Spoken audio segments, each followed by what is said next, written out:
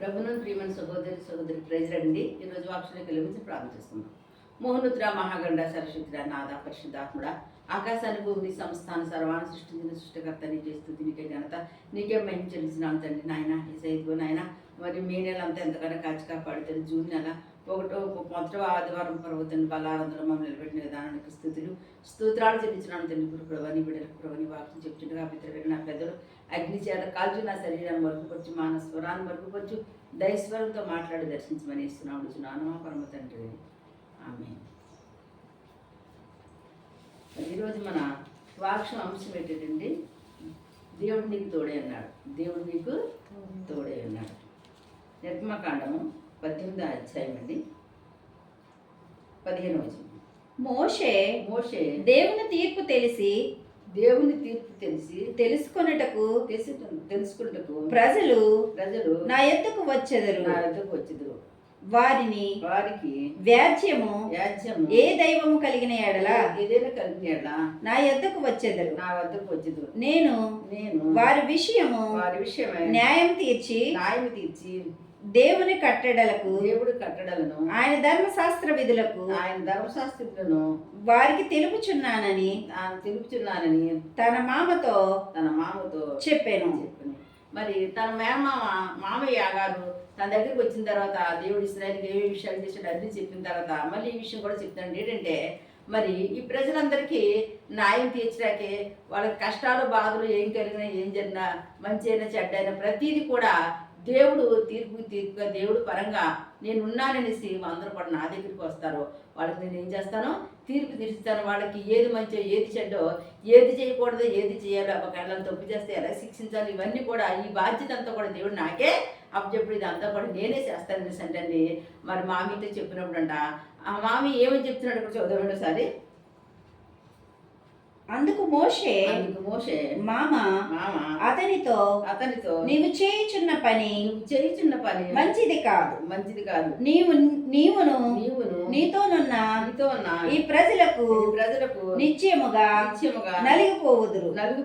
ఈ పని నీకు మిక్కిలి భారం. అది నీవు ఒక్కడవే చేయచాలవు. ఇప్పుడు ఏం చెప్తున్నాడంటే, ఎప్పుడైతే మామికి ఈ విషయాలన్నీ చెప్పినప్పుడు మామి అంటున్నాడు అంటే ఏంటంటే, నువ్వు ఒక్కడవే ఈ పనులన్నీ చేయడము నీకు కష్టతరం, అది నువ్వు ఒక్కడవే చేయలేవు, అది మంచిది కాదు. ఎందుకంటే ఒక్కడు కాదు, ఇద్దరు కాదు, 6 లక్షల కాలు బలం ఈ ప్రజలందరికీ కూడా నువ్వు న్యాయం చెప్పాలంటే ఉదయం మాత్రం సాయంకాలం వరకు నువ్వు ఒక్కడు కూర్చున్నా సరే ఒక్కొక్కడికి చేయడానికి చాలా కష్టమైపోద్ది. అది కష్టతరంగా ఉంటుంది కనుక నువ్వు ఆ రీతిగా చేయవద్దు, మరి ఈ రీతిగా చేయమనేసి అంటండి. మరి మోషే కంట ఆ మేనమామకు నువ్వు విషయాలు చెప్తున్నాడంట. ప్రజలకి న్యాయం తీర్చాలంటే నువ్వు ఒక్కడవే సరిపోదు, నీవు ఒక్కడి వల్లే చేయాలంటే వాళ్ళు చాలా కష్టపడిపోతారు కనుక అలా కాదు, నేను ఒక విషయం చెప్తాను, దాని ప్రకారం నువ్వు నడుచుకో. ఆ ప్రకారంగా మరి దేవుడికి నువ్వు ఏర్పాటు చేసుకున్నప్పుడు ఆ ప్రకారంగా కొంతమంది నువ్వు ఏర్పాటు చేసుకోవాలనేసి అంటండి. మేనమామ ఎవరితో చెప్పాడంటండి? మోషేతో చెప్పాడంట. ఇక్కడ చూద్దామండి 21 నెక్స్ట్ కాదండి, నెక్స్ట్ ఏనండి, చదువు నెక్స్ట్ 21 అండి, 19. కాబట్టి నా మాట వినుము. నేను నీ యొక్క ఆలోచన చెప్పేది. దేవుడు నీకు తోడై ఉండెను. ప్రజల పక్షమున నీవు దేవుని సముఖమునందు ఉండి వారి వ్యాజ్యములను దేవుని యొద్దకు తేవలెను. ఏమంటాడంటే, నువ్వు ప్రజల పక్షంగా ఉండు, దేవునికి చేవు తోడుకుంటాడు. ఆయన తోడుకుంటాడు కనుక నువ్వు ప్రజల పక్షాల నుంచి దేవుడి దగ్గర నువ్వు అన్ని వాళ్ళకి ఆ సమస్యలు వాళ్ళన్నీ కూడా నువ్వు అడుగుతూ ఉండు. మరి పెద్ద సమస్యలు ఉన్నప్పుడు నీ దగ్గరకు వస్తారు, చిన్న సమస్యలు ఉన్నప్పుడు వాళ్ళే తీర్చుకుంటారు. అలాగా నువ్వు కొంతమందిని ఏర్పాటు చేసుకుంది కానీ నువ్వు ఇలా ఉంది కానీ అనేసి అంటండి. మరి తన మామయ్య మరి ఎవరికండి? మోషేకి సలహా ఇస్తున్నాడండి. ఎందుకంటే మోషే చాలా భారం కలిగి ఉన్నాడు. అంతమంది ప్రజలు రెస్ట్ లేదు, చాలా కష్టపడిపోతున్నాడు, చాలా బాధపడిపోతున్నాడు. చూసారా, అనుకోని రీతిగా మరి మామయ్యని తీసుకురావడం ద్వారా దేవుడు ఒక జ్ఞానాన్ని ఆ మామయ్యకి ఇవ్వడం ద్వారా మరి మోషేకి విడుదల కలిగినాకే దేవుడు కృప చూపించాడు. కనుక అప్పుడు చెప్తున్నాడు అనమాట, పెద్ద భారాలు, పెద్ద కష్టాలు, పెద్ద సమస్యలు, పెద్ద తీర్పులు ఉంటే నీ దగ్గరకు వస్తారు, చిన్న తీర్పులు ఉంటే వాళ్ళని తీర్చుకుంటారు. అలాగని దేవుడిని విడిచిపెట్టేయడం కాదు, కానీ దేవుడు నీకు తోడుగా ఉంటాడు. ఆయన విడిచిపెట్ట కానీ ఆయన పక్షాన్ని ఉన్నావు కనుక వాళ్ళకి నువ్వే పెద్ద తీర్పులను తీర్చడాకే దేవుడు కృప చూపిస్తాడు. మరి ఏ రీతిగా మరి ఒక దేవుని పక్షం నీకులాగే వాళ్ళు మరి చిన్న చిన్న విషయాలు వాళ్ళ మధ్య వాళ్ళే మరి దాన్ని తీర్చుకోవాలంటే ఎవరు ఎటువంటి వారు కావాలి, ఎటువంటి వారు ఉంటే ఈ యొక్క న్యాయం జరుగుతుంది, ఎటువంటి వారు ఉంటే ప్రజలకు న్యాయం చేయగలరు, మరి వాళ్ళ గురించి కూడా నేను చెప్తాను. వాళ్ళ కోసం అంటే ఇక్కడ చెప్తున్నాడు చూడండి. నీవు వారికి నీవు వారికి తర్వాత మరియు నీవు ప్రజలందరిలో సామర్థ్యము దైవభక్తి సత్యాసక్తి కలిగి లంచగొండలు కాని మనుషులను ఏర్పరచుకొని 1000 మందికి ఒకని గాను 100 మందికి ఒకని గాను 50 మందికి ఒకని గాను 10 మందికి ఒకని గాను వారి మీద న్యాయాధిపతులను నియమింపవలెను. చూసారు ఏమని చెప్తున్నారండి? 1000 మందికి ఒకరు కానీ 100 మందికి ఒకరు కానీ 10 మందికి ఒకరికి ఇలాగా ఏం చెప్తామంటే నువ్వు వాళ్ళ మీదకి ఒక న్యాయాధిపతిని ఎన్నుకో. వాళ్ళు ఎలా ఉండాలి? దేవుని భక్తి ఉండాలంట అండి, సత్యశక్తి ఉండాలంట. అంటే దేవుని భక్తితో పాటు దేవుని యొక్క శక్తి కూడా ఉండాలి, దేవుని యొక్క అనుభవం ఉండాలి, దేవునితో మాట్లాడుకునే అనుభవం ఉండాలి, దేవునితో ప్రార్థన చేసుకునే అనుభవం ఉండాలి, దేవుల్లో మరి విశ్వాసంతో పట్టుదలతో ప్రతిదీ అడిగే అనుభవం కూడా ఉండాలి. మోసేవరే అటువంటి అనుభవాలన్నీ కలిగిన వారిని మాత్రం నువ్వు ఏర్పాటు చేసుకో. మామూలు ఆషామాషం ఉన్న వాళ్ళు మాత్రం పెద్దలుగా ఎంచుకోవడానికి ఇల్లేదు, పెద్దలుగా ఏర్పాటు చేసుకోవడానికి ఇల్లేదు. ఈ అలాగా ఒక 75 మందిని 77 మందిని నువ్వు ఏర్పాటు చేసుకొని వీళ్ళందరి మీద నియమించుకున్నప్పుడు అప్పుడు నీకు కూడా భారము తగ్గుతుంది. కనుక ఆ రీతిగా చెయ్యి. దైవభక్తి మరి సత్యశక్తి ఉన్న వాళ్ళు మాత్రమే ఏర్పాటు చేసుకో. ఆటోమేటిక్గా ఉన్నవాళ్ళు ఎట్టి పరిస్థితిలో ఏర్పాటు చేసుకోవద్దని ఎప్పుడైతే మోషేకి మరి మామ చెప్పాడు, అట్టి రీతిగానే అంటున్నాడు, 10 మందికి 100 మందికి 100 మందికి 10 మందికి కూడా ఒక వ్యక్తి కావాలి, ఒక మనిషి కావాలి, వాళ్ళకి న్యాయము జరగాలి, వాళ్ళు బాధపడటకి ఇల్లేదు. కనుక నువ్వే ఆ యొక్క విధిలో నువ్వు వాళ్ళకి నువ్వే చెప్పాలని అంటండి. చెప్పగానే అప్పుడు ఇక్కడ మోషే ఏం చేస్తున్నాడు చూద్దామండి. ఇక్కడికి వారు ఎల్లప్పుడూ ప్రజలకు న్యాయం తీర్చవలెను. అయితే గొప్ప వ్యాజ్యములన్నింటినీ నీ యొద్దకు తేవలెను. ప్రతి అల్ప విషయమును వారే తీర్చవచ్చు. అట్లు వారు నీతో కూడా ఈ భారం మోసిన ఎడల నీకు సులువుగా ఉండును. చూసారండి ఎంత సులువైన మాట చెప్పాడు. ఎంత మరి మోషే కష్టపడ్డాడు. ఎవరు చూసారండి? దేవుడు చూశాడు కనుక మరి ఆ మావికి జ్ఞానం ఇవ్వడం ద్వారా, అతను ఎలా చెప్పడం ద్వారా అక్కడ సమస్య ఏమేమి చెప్పండి తీర్మానమైందన్నమాట. అక్కడ సమస్య ఏమైనా తీరిందన్నమాట. అక్కడ సమస్యకి ఏం చేశాడండి? 70 మందికి 100 మందికి ప్రజల్ని ఏర్పాటు చేయడానికి కొంతమందిని దైవభక్తి గల వారిని ఏర్పాటు చేసే కొరకు దేవుడు చూపించాడు అనమాట. ప్రతి విషయంలో మనం దేవుని సేవలోని దేవుని విషయంలో మనం కష్టపడుతుంటే దేవుడు చూసి మరి ఇది చేయబడి దేవుడు కాదు, మనకు సహాయం చేసిన దేవుడు ఉన్నాడు. నువ్వు ఎంత బలంగా దేవుని సేవ చేస్తావో నీ యొక్క ఆరోగ్య విషయం ఆయన చూసుకుంటాడు. నువ్వు ఎంత బలంగా దేవుళ్ళు ఎదుగుతున్నావో శాతాన్ని దుష్టుడు ఏమైనా కింద చేయాలనుకుంటే దేవుడు చూసుకుంటాడు. కనుక మరి ఇక మోషే శరీరం బలహీనం అయిపోతుంది, మోషే ఈ భారం మోయలేకపోతుంది అనుకునేప్పటికి మరి మామి ద్వారా ఈ యొక్క ప్రజలకు న్యాయం తీర్చడానికి ఒక సలహా ఇచ్చాడంట, ఒక ఐడియా ఇచ్చాడంట. అది కూడా ఆటోమేటిక్ ఉన్నవాళ్ళు కాదు, కానీ దైవభక్తి సరశక్తి సత్యశక్తి దేవుని ఆత్మచేత నడిపించబడ్డవారు ప్రార్థనాపరులు ఉన్నవారు మాత్రమే ఈ ప్రజలకు న్యాయం తీర్చాలని అనేసి, పెద్ద న్యాయం నువ్వు తీరుస్తావు, చిన్న న్యాయము వాడు తీరుస్తారనేసి అంటే చెప్పడం ద్వారా ఆ రీతిగా ఇశ్రాయేలు ప్రజల మధ్య మరి ఆ రీతిగా మోషే ఆ రీతిగా నడిపించుకు వస్తున్నాడు. వచ్చిన తర్వాత ఇక్కడ చూద్దామండి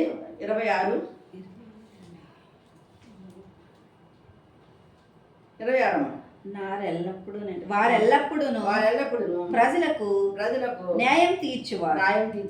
వారు కఠిన వ్యాజ్యములను మోషే యొద్దకు తెచ్చుచు స్వల్ప వ్యాజ్యములను తామే తీసుకుని వచ్చిరి.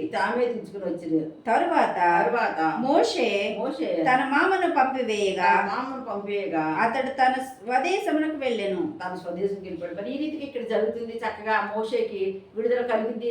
పెద్ద తీర్పులు వాళ్ళు తీరుస్తున్నారు, చిన్న తీర్పు ఈయన తీరుస్తున్నారు. ఇంకా అన్ని చూసి సంతోషించి మా అమ్మ ఏం ఇచ్చాడు చెప్పండి. అక్కడి నుంచి వెళ్ళిపోయాడు. వెళ్ళిపోయిన తర్వాత మోషే ఇక్కడ ఏం చేస్తున్నావు చూద్దాం. 3వ వచనం. మోషే దేవుని యొద్దకు ఎక్కిపోగా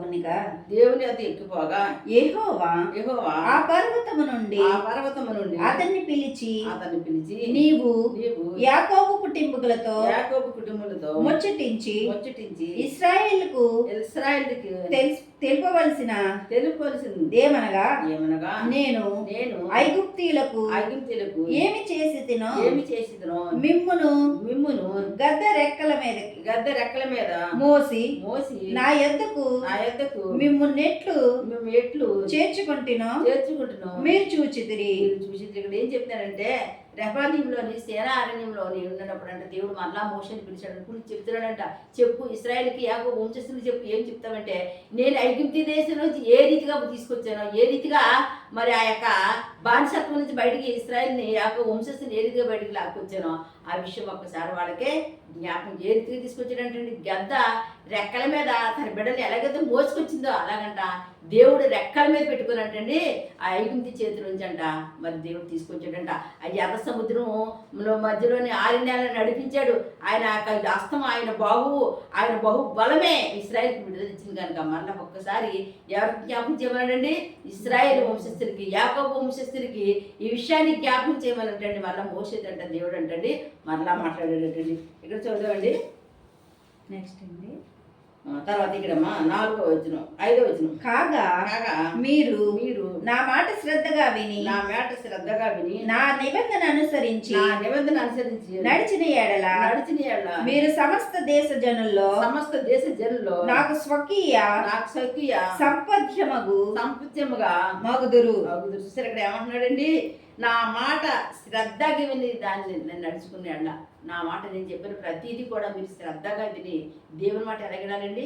ఆటోమేటిక్గా అనకూడదు, ఏదో వచ్చాము ఏదో వెళ్ళిపోతున్నాము ఆదివారం నుంచి సంతికి వచ్చేవట్టే కాదండి. దాన్ని శ్రద్ధగా వినాలి. ఈరోజు దేవుడు నాతో మాట్లాడుతాడు, ఈరోజు దేవుని వాక్యం నాతోనే మాట్లాడుతుందని ఆ యొక్క దేవుని యొక్క వాక్యాన్ని నువ్వు శ్రద్ధగా విని దాన్ని చేత పెట్టుకొని మరి నీ హృదయంలో భద్రపరుచుకున్నప్పుడు అంటే అది నీ వాక్యం ఏం చేస్తుంది చెప్పండి? నిన్ను బ్రతికిస్తుంది. వాక్యం నిన్ను ఏం చేస్తుంది చెప్పండి? నీ సంస్థ నుంచి విడుదల చేస్తుంది. వాక్యం ఏం చేస్తుంది? నీ చీకటి బ్రతికిని వెలుగుగా మారుస్తుంది కనుక మరి శ్రద్ధగా దేవుని మాట్లాడాలండి, శ్రద్ధగా దేవుని సన్నిధికి రావాలి, శ్రద్ధగా అన్ని విషయాల్లో మనం వెలుగుగా ఉండాలండి. ఇక్కడ ఈ విషయాలన్నీ కూడా మరి ఇశ్రాయేలుకి చెప్పమన్నాడంటే శ్రద్ధగా నా మాట అంటే నేను ఎలాగైతే ఈ దేశం ఇస్తానని చెప్పానో అలాగే పాలు తేనె ప్రపంచ దేశాన్ని నేను తీసుకెళ్తాను, నేను ఇస్తాను, నేను ఆస్వాదిస్తాను, నేను దీవిస్తాను, నేను హెచ్చిస్తాను. నువ్వు దేనికి కూడా భయపడే అవసరం లేదు, దేని విషయంలో కూడా కురుకుపోయిన అవసరం లేదు, దేని విషయంలో కూడా మరి తల నిలిపడక్కలేదు. కానీ విశ్వాసంతో నమ్మకంతో దేవుడు ఉన్నాడు, ఆయన నాకు చేస్తాడని నమ్మకం మాత్రం పెట్టుకో, విశ్వాసం మాత్రమే పెట్టుకో. అప్పుడు ఆయన ఖచ్చితంగా ఆయన నీ పట్ల ఆశ్చర్యకరం చేస్తాడు, నీ పట్ల అద్భుతకరం చేస్తాడు. ఇశ్రాయేల్ పట్ల చేసిన దేవుడు, ఇశ్రాయేల్ ఆస్వాదించిన దేవుడు, ఇశ్రాయేల్కి మరి వాళ్ళు తప్పు చేసినప్పటికీ కూడా వాళ్ళు క్షమించి మరి పాలు తేనె ప్రపంచ దేశం తీసుకెళ్ళి ఈ దేశాన్ని మీకు ఇస్తానని వాగ్దానం చేసినారు. అలాగే మీకు వివాహ విషయంలో కానీ, ఉద్యోగ విషయంలో కానీ, వ్యాపార విషయంలో కానీ, ఏ విషయాల్లో లోటుగా ఉన్నదో అన్ని విషయాల్లో కూడా మిమ్మల్ని కూడా ఆయన ఏం చేస్తే చెప్పండి వర్ధలింపు చేస్తాడు, మిమ్మల్ని కూడా ఆయన ఆశీర్దిస్తాడు. కనుక విశ్వాసంతో నమ్మకంతో పట్టుదలతో ప్రార్థన చేసుకుని దేవుడి కార్యము నెరవేరుస్తాడు. ఇక్కడ ఆ రీతిగా మరి ఇశ్రాయేలుకి చెప్పమని ఎవరితో చెప్తున్నారంటండి? మోషతో చెప్తున్నారంట. మళ్ళీ ఇక్కడ చూద్దామండి 8వ వచనము.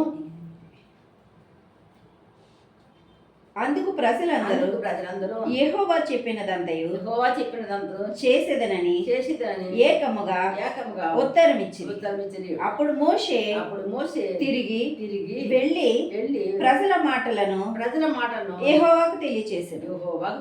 ఎప్పుడైతే ఈ మాటలు దేవుడు చెప్పిన మాటలు ఆ యొక్క ఇశ్రాయేలుకి యాకోబు వంశస్థులు చెప్పాడో వాళ్ళు అంటున్నారు, అలాగే దేవుడు మాకు ఏదైతే చెప్పాడో, ఏదైతే చేస్తానో వాగ్దానం ఇచ్చాడో ఆ ప్రకారం మేము ఉంటాము, మేము నడుస్తాము, మేము చేస్తామని అంటండి. మరి ఆ ప్రజలంట మోషేకు మాట ఇచ్చారు. నా మాట తీసుకొచ్చి మళ్ళీ ఎవరితో చెప్పాడంటండి? యెహోవాకి చెప్పాడంటండి, దేవునితో చెప్పాడంట. మరి యాకోబు చేస్తున్నాడు, ఇశ్రాయేలు ఖచ్చితంగా నువ్వు చెప్పినట్టు వింటారంట, నీ మాటకు లోబడతారంట, నీవు చెప్పినట్టుగా చేస్తారట అనేసి అంటండి. మోషే మధ్యవర్తిగా ఉన్న మోషే మరి ప్రజల మాట తీసుకొచ్చి ఎవరితో చెప్పాడండి? దేవుని దగ్గర చెప్పాడంటండి. అట్లా ఇక్కడ చదవండి 9వ వచనం.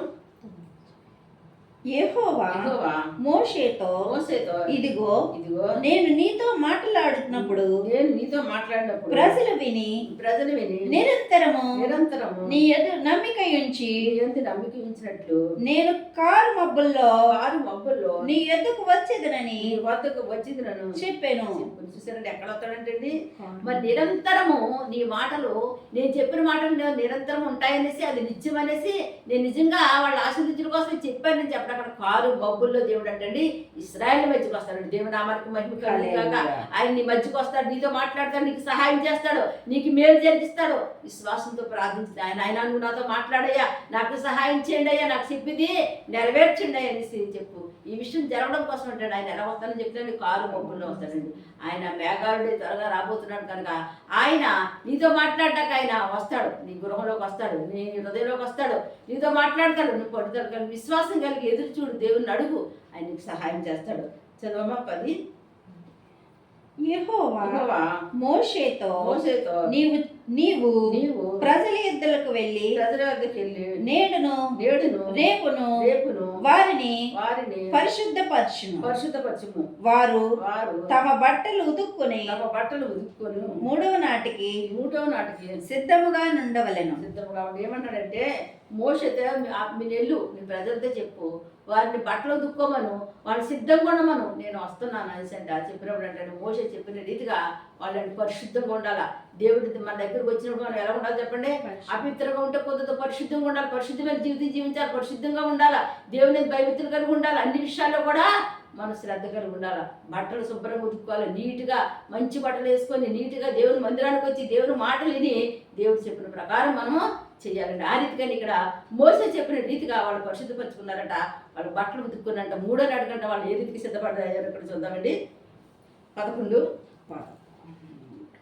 మూడవ నాటికి సిద్ధంగా నుండవలె.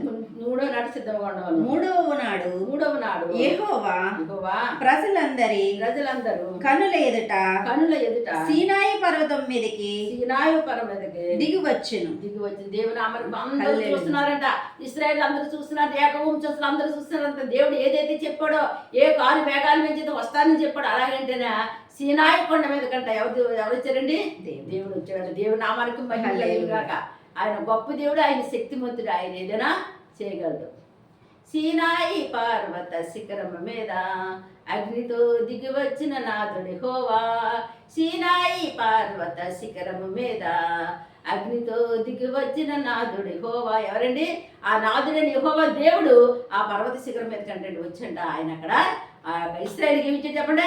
దర్శనం ఇచ్చాడంటండి. మరి ప్రార్థన చేసుకుందామండి. మరి దేవునికి స్తోత్రం. హల్లెలూయా. మోనుద్రా మహాగండ సరస్వతి నాదా పరిశుద్ధాత్ముడు ఎంతమంది బిడ్డలైతే పని దర్శనం కోసం, నీ వాగ్దానం కోసం ఎదురు చూస్తున్నారు బాబు తండ్రి. మొదటి వారాన్ని ప్రభు బిడ్డలను దర్శించడం ప్రభు నాయన, బిడ్డతో మాట్లాడినాయి మరి ప్రతి అవస్థ ప్రతి అక్కడ దేశం నడుచున్నాను గురించి కనికరించు, కటాక్షించి జారి చూపించి దయ చూపించిన ఆయన నీకు చేసిన వేడి ఉపకారాలకి లెక్కలేని స్థితిలో కొట్లాది కోటి కొంత బిల్లెలు కృతంతాస్తుతులు స్తోత్రాలు చెల్లించినాను తండ్రి. రక్షణ బిడ్డకి రక్షణ, మారు మనసు పరిశుద్ధాత్మ పరిశుద్ధాత్మ దయచండి. అన్ని విషయాలు వేరు చేయండి, దీవించండి, ఆశ్రదించమన్నాడు. చిన్న కుప్పరించమన్నాడు. గర్భాలను గురించినయా వివాహాలు కనబడి వివాహాలు జరిగించిన కూడా ఉద్యోగాలు రప్పించిన కూడా ఉద్యోగాల కోసం పరిశ్రాయి సిద్ధపడుతున్న బిడ్డకు నాయన తండ్రికో తండ్రి నాయన నువ్వే చేపెట్టి పరిశ్రాయించిన ఆయన మంచి భారత పాశ కృపను దైత్యమని నడుచున్నాను తండ్రి. రాజా సాయం చేయండి, ఆస్వాదించండి, దీవించిన దూరదేశం వెళ్ళి తండ్రి బిడ్డ చదువుకున్నారు బిడ్డ జ్ఞానం తెలివిని దయచిన వాళ్ళ పరీక్షల విజయాన్ని విడుదలను కలగజేయమని నడుచున్నాను తండ్రి. అనారోగ్యంతో ఉన్న బిడ్డలు ఒకసారి దర్శించండి. ఈరోజు ఎవరైతే ఆపరేషన్ చేయించుకుంటున్నారో భవ్య మంచిగా ఆపరేషన్ జరిగి క్షేమంగా బయటకు వచ్చి డెలివరీ అయితే బిడ్డలకు సులువైన డెలివరీ అనుగ్రహించమని నడుచున్నాను. అన్ని విషయాలు మేలు చేయండి, దీవించండి, ఆశీర్వదించి కుప్పటి తండ్రి నాయన రక్షక నాదా చెప్పుకొని సమస్యలతోటి బాధతోటి కష్టంతో వేదంతో బిడ్డలు దర్శించి యూట్యూబ్ ద్వారా ఎంతమంది వాక్యం వింటున్నారో అందరినీ దీవించి ఆశీర్వదించి వాళ్ళ సమస్యలను చేసి రక్తం విడుదల దైత్యమని నడుచు నిలిపించమని నడుచున్నాను, కుప్పరించమని నడుచున్నాను తండ్రి. రాజా రక్షక నాదా పరిశుద్ధాత్మ రిక్షా డ్రైవర్ కు జివాన్ డ్రైవర్ కు నీ గొప్ప నీ బాగుదల నీ హస్తం తోడుగుంచి బాగుతుంది. ప్రతి బండి ముందు మీరు ప్రభావ నడిపించిన వాళ్ళు క్షేమంగా సురక్షితంగా గృహాలు తీసుకురామని నడుచున్నాను తండ్రి. నాయన ప్రకృతి నుండి ఆయన కాపాడండి, మా దేశాన్ని కాపాడండి ప్రభావ. మా దేశం పట్ల నీ గొప్పను కుబ్బరించిన బాగు, మా దేశం మీద నీ పావురు స్వరాన్ని వినిపించేయండి ప్రభావ తండ్రి. కీడు రాకుండా కాపాడమని నడుచున్నాను, రక్తాన్ని పోక్షించమని నడుచున్నాను తండ్రి. నాయన రక్షక నాదా పరిశుద్ధ ప్రకృతి నుంచి విడుదల దైత్యమని నడుచున్నాను. అన్ని విషయాలు మేలు చేయండి అయ్యా, దీవించండి అయ్యా, ఆస్వాదించమని నడుచున్నాను తండ్రి. నాయన పరిశుద్ధాత్మ ఎవరైతే నా బాధ తీరుతుందో నా దుఃఖం తీరుతుంది వేదంతో కన్నీరు కారుస్తున్నారో వారి కన్నీరు నాట్యంగా మార్చమని మా ప్రార్థన గొప్పని ఫోన్ చేసి ఎంతమంది బిడ్డలైతే ప్రార్థన చేయించుకుంటారు ప్రభా వారందరూ కూడా ఏసు రక్తం విడుదల దయచేయమని నడుచున్నాను. వాళ్ళ సమస్యను విడిపించమని నడుచున్నాను నాయన. అన్ని విషయాలు మేలు చేయండి, దీవించండి, ఆస్వాదించి దాన్ని గొప్ప జాతి నింపి నడిపించమని తండ్రి కుమార పరిశుద్ధాత్మ నామని ప్రార్థన మీకు సమర్పిస్తున్నాను మా పరమ తండ్రి. ఆమేన్. God bless you.